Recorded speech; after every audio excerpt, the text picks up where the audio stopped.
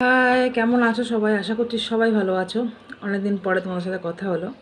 Actually কথা না, একটু আগে আমি আমাদের ফ্রেন্ডসের সাথে সব বসে বসে আলোচনা করছিলাম, চাটা খাচ্ছিলাম, বৃষ্টির ওয়েদার।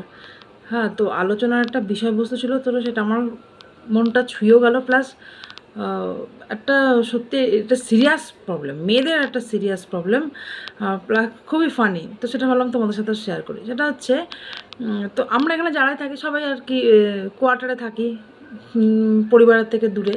তো একে অপরকে পরিবার বানিয়ে নেওয়া।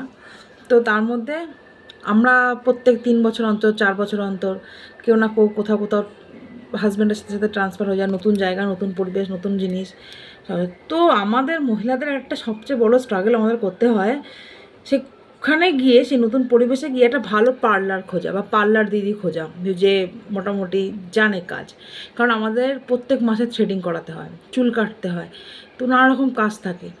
আর একটা জিনিস যেটা খোঁজা সেটা হচ্ছে ভালো ট্রেলার খোঁজা, যে কে ভালো সেলাই করতে পারে, চুড়িদার সেলাই করতে পারে। কারণ সবসময় তো মার্কেটে যাওয়া সম্ভব নয়, বা দূরে কোনো এক্সট্রা অর্ডিনারি মার্কেটে, কাছাকাছি ছোট লোকালেই থাকতে হয়। তো এটা একটা খোঁজা, একটা সবচেয়ে বড় স্ট্রাগল, যে ভালো একটা পার্লার আর ভালো একজন ট্রেলার, দুটোই খোঁজা। তো আমার মতন যদি কেউ থেকে থাকো, অবশ্যই তাদের কাহানিটা শেয়ার করো। Tata, by.